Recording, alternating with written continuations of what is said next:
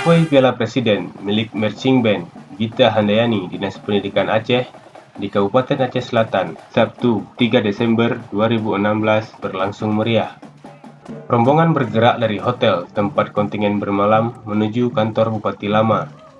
Sebelum tiba di sana, rombongan yang dipimpin oleh Kakanwil Kementerian Agama Provinsi Aceh, M. Daud Pakeh, dan Ketua Marching Band Gita Handayani Dinas Pendidikan Aceh, Helmizar, disambut dengan pengalungan bunga di depan SMA 1.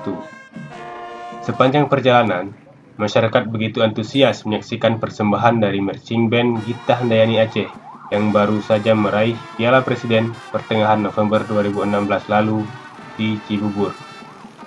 Selain masyarakat, ratusan siswa sekolah berdiri sepanjang jalan menyambut kedatangan rombongan yang berangkat dari Banda Aceh. Kedatangan rombongan Marching Band Gita Handayani di kota berjuluk Kota Naga itu disambut langsung oleh Bupati Aceh Selatan, P. Sama Indra, beserta unsur Forkom Pimda, SKPK, Dharma Wanita, dan masyarakat. Setelah konvoi dan tampil di Aceh Selatan, rombongan Marching Band melanjutkan perjalanan menuju kota Sebulu Salam. Rombongan dilepas oleh Bupati Aceh Selatan, P. Sama Indra. Kakanwil yang terus mendampingi rombongan dari Banda Aceh mengatakan bahwa Gita Handayani adalah milik Aceh, sehingga semua kabupaten kota merasa memiliki.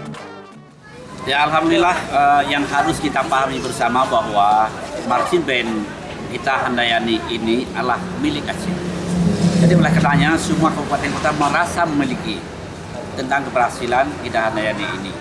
Makanya sejak perjalanan kemarin dari Banda Aceh, di setiap perbatasan mulai dari kaki Kurte masuki Kabupaten Aceh Jaya, kita disambut oleh teman-teman di kabupaten kota yang diantar sampai ke perbatasan Nagaraya dan Aceh Selatan.